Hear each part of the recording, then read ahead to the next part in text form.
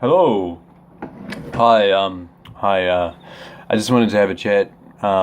This is Bright Wolf, and I haven't done a live video yet on Facebook, but I'm intending to. Do a live video. I kind of wanted to do like a proper, kind of like talk about, I'm sorry, it's been a long day. I'm downloading at the moment. I wanted to do a downloading with you guys. I wanted to kind of like really get into the channeling aspect of who I am. I've done some study on constellation Sirius, and if you do anything in astrology, Sirius is the dog star, and it's the bluest star in the sky, and it always is directly above the planet at midnight as it dogs the sun. So as the sun is directly under you at night time, the dog star is trailing behind, ecliptically, so it kind of tailgates Saturn a bit. Sirius is related to blue energy, as you can see. I've got some blue energy, so I wanted to say that blue energy is important, because when you get into the blue energy, you realize you're delving into the water aspect. It's not an ego thing. It's not frequency. It's the water aspect of the color spectrum, and then you can get to indigo or violet. You can get to the violet spectrum, which is higher frequency. Blue is actually a control frequency, but I wear it anyway because I need to channel the electric frequencies. So I'm working with blue at the moment because I'm working on my program self, the masculine blue, the feminine pink, and I'm working on the program side of myself, and I'm also projecting Sirian and water energy, dolphin energy. So there's a part of me that needs to remember its resonance. So I hope you don't mind. I'm just going to drink a glass of wine while I'm doing this, because it's been one of those, I don't condone drinking, but I don't mind if I have one, because anyway, who cares? Been a long day. So really what I'm trying to say is that I've done explaining. I did a lot of fashion today, so I'm kind of switching off for the afternoon. Part of me is French, that's my excuse for this glass of wine. But I'm going to be completely honest. The fact is, right,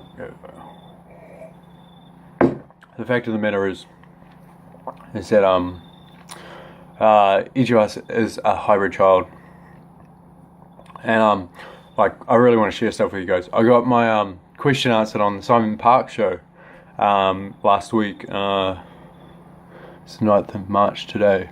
I think it was like the 25th or something of February. It was like it was only 2 weeks ago from the 9th of March. So if anyone can work that out, it would be like about the 18th or something. I have to check.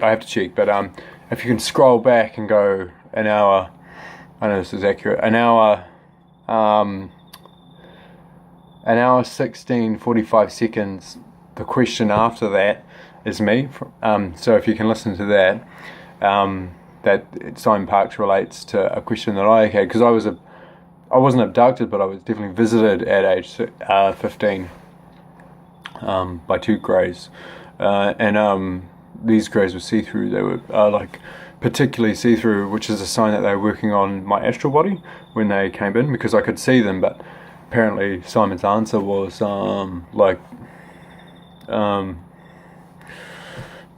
were the nerves up. They put their hands in my feet when they visited. They put their hands in my feet, and it felt like a magnet was being put up my legs, but it was their hands. And apparently all the nerves from the legs extend right up to the chakras and the modal systems of the nerves. So they were working astrally on my nerves. Obviously electrical impulses would connect to the astral aura, or the electrical body, or the light body. So they were working on my apparently greys teach psychic children, the first thing they do is teach them to fly with remote viewing.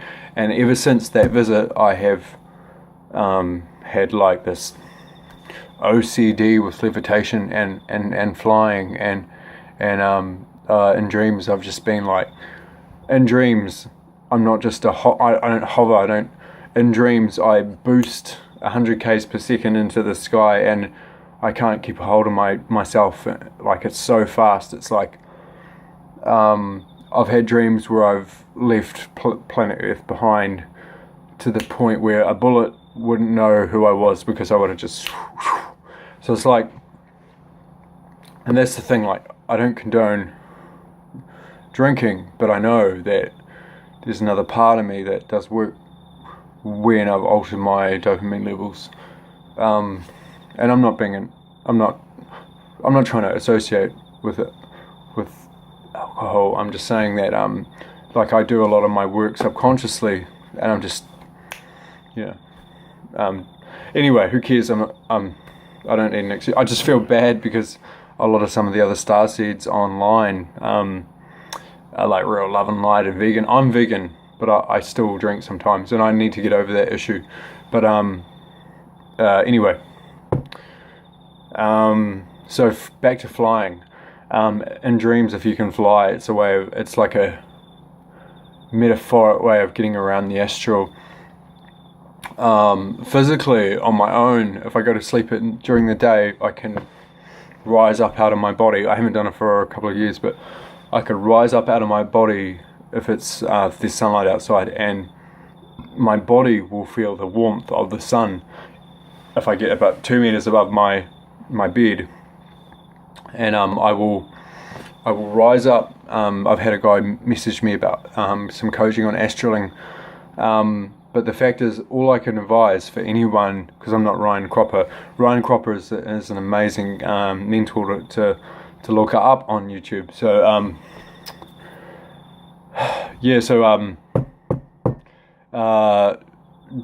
astral travel during the day is important, because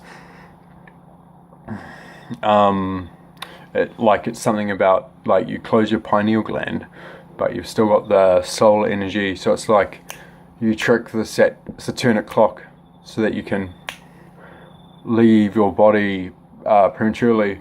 I've heard that the light body feeds on light, so you have to let it out sometimes. And afternoon naps are very important. It's not just a saying. You can feed your astral by doing actual sleeps during the day. So I recommend, if you're a beginner and you're wanting to astral and you haven't done it, you've heard a lot about it, you've read it online, try sleeping during the day at about noon, when the sun's directly above you, because I don't know what other people think, but I see the sun as the pineal gland. So when you want to like activate this, you wait till the sun's just going down at 6 o'clock in the afternoon, or whether it's winter or summer, you wait till the sun's directly in line with your third eye, and you stare straight at it, and you charge up the pineal gland. So that's what I would do if I was trying to awaken DNA, or remember something about your past life. But as I said before,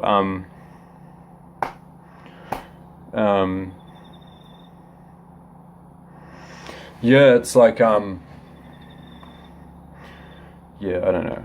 don't know. Basically,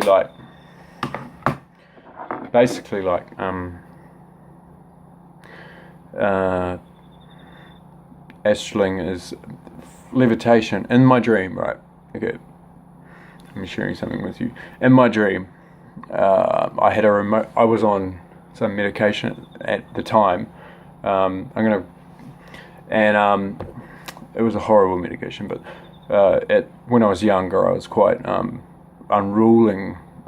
Long story short, so basically what happened was, I went on this thing called Ritalin, and I looked up the Latin term for it, because that's how these people think, they're Saturnic.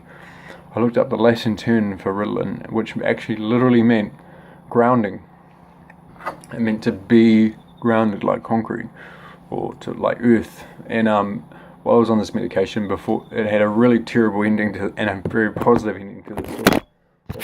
Sorry guys, I'm on the phone. I'm up 10 minutes in. So literally what happened was, when I was on this stuff, I could literally go. I had a really horrible experience where I heard voices just from taking this stuff. Like, I reckon someone, like, this is my honest opinion. I don't know what I know people have judged, but my honest opinion was that the government remotely radio frequenced my brain and told, because all the voice said was like, leave. And for a star child, this was very horrible.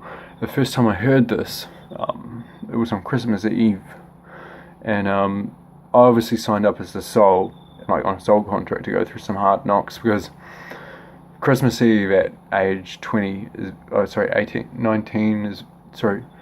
21 is very scary, to be told to leave your own body. So, but the other side of this was that when I went to sleep on the couch during the day, I had very vivid dreams, and in these dreams I would like learn to fly, and after the Greys visited, I had this fascination with like physical, I don't know, it doesn't matter. The point is that the remote viewing side of me was enhanced, and I don't want to, I don't want you guys as an audience to think that I'm crazy because I was on some medication. Like, do you know how many kids are put on antidepressants just for being a little bit creative or autistic these days? It's ridiculous, even from wanting to switch from not being a meat eater, parents freak out, and, my best friend was a witch, so I'm very lucky to have that upbringing I did. Like, my parents were into meditation from a young age and taught me how to hum the hue, and om, and they taught me about vibrational meditation from a young age. So I was very open. I wasn't put into a Catholic church, and my parents backed me up a lot. They've made some mistakes, but they've been very good parents. So it's just like, I know some children haven't had a good family support system, and this, even now, as a liquiditarian, like thinking about being a breatharian, my parents are like kind of for it, they're like, okay, just don't get too thin, if you can sustain on prana, just go at it easy, remember your magnesiums and stuff, like, but they're still really supportive, and they're still like saying, they know I'm on a liquid diet, I barely have anything physical, I don't chew things the way I used to. I mean, yes, I still kind of like the peanut butter when I'm making my smoothies and stuff, and every now and then,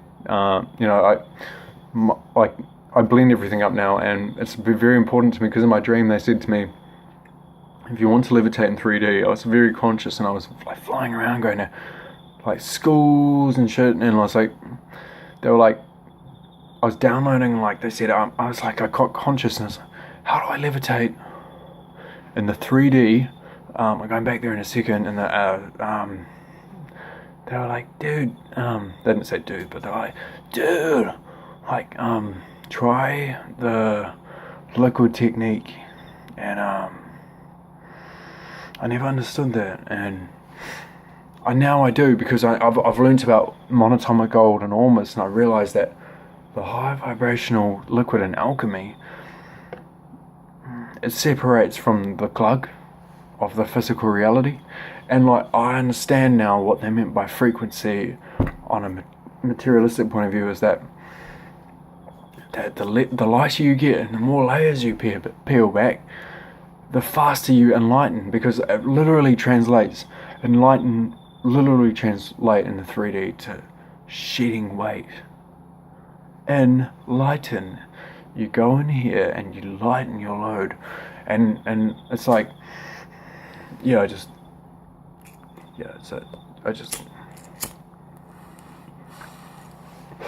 so it's like, I don't know, like, I think that, like, and the symbology, like, I wanted to talk about, I wanted to do a quick download. I haven't got my sketch pad with me. But I'm going to draw it out for you right now, so I'm going to draw it out for you right now.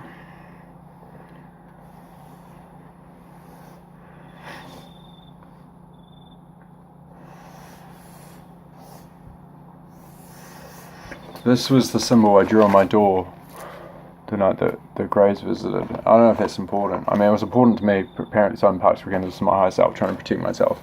This is a pentagram. And it's like represents like yin and yang, modern day yin and yang. It's like good with the bad, love with death, love with the hardship. So apparently in numerology 5 is quite a low vibrational frequency compared to 6. So because of the Merkaba, and Tesla believed in the 333 is like the sequence to God, or the mathematical equation to God.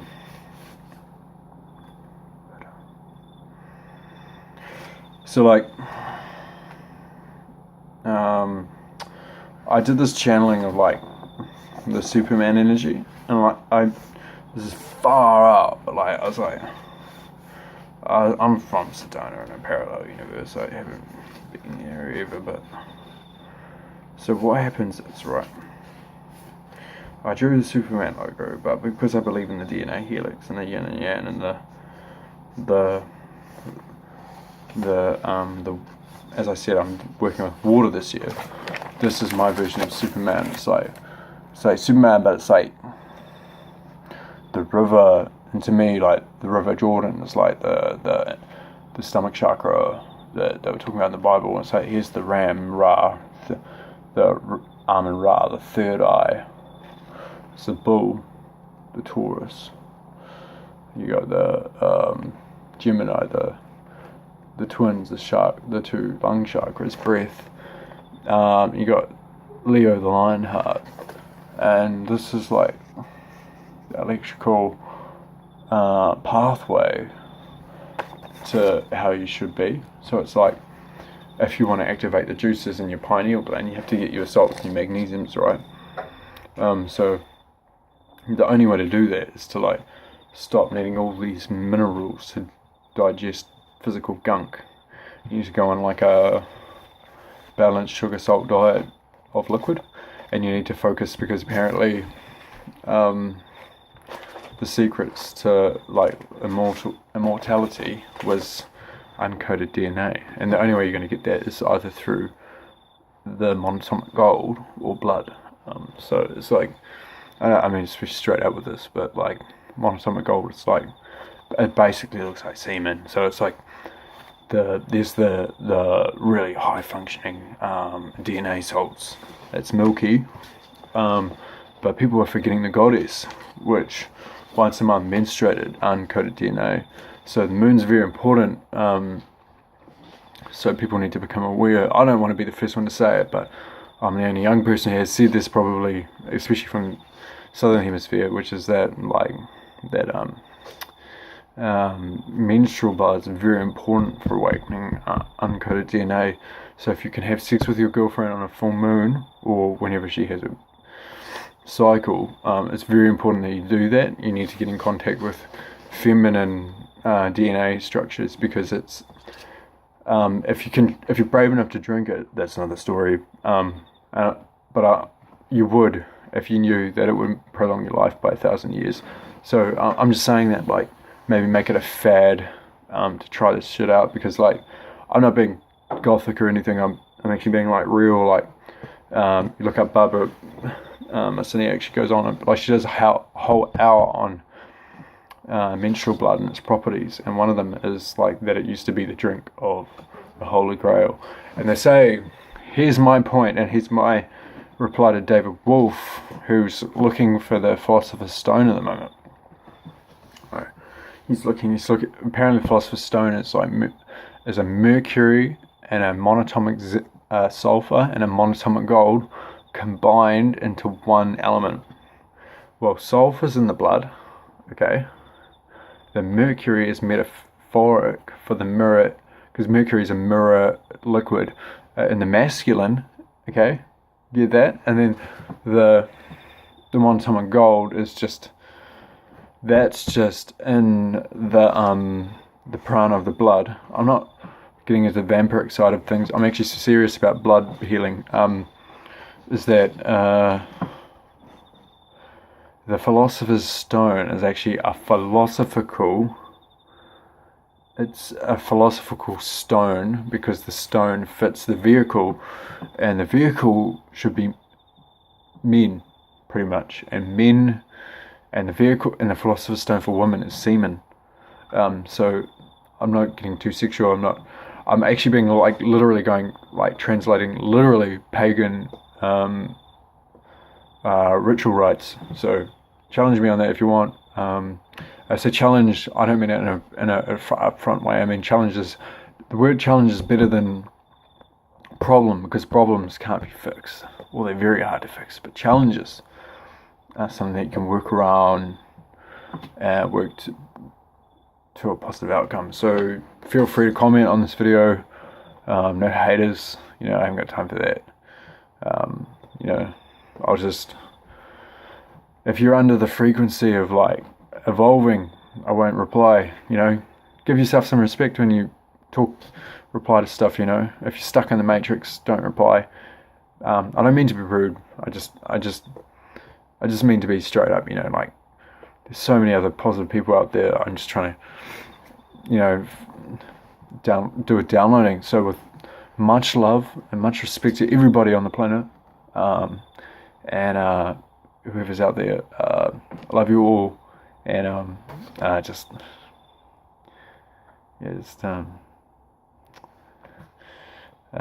hope you have a beautiful year, month, and day, and keep watching, guys. Cheers, namaste, and I love you all, and I don't mean that, I just mean that seriously. I love you all, and you're all special. There is no I in us. Everyone is equal, like King Arthur said at the round table. So this is Bright Wolf tuning out, and I'm trying to pause. Yeah. Good night. Good day. Good morn, and good afternoon.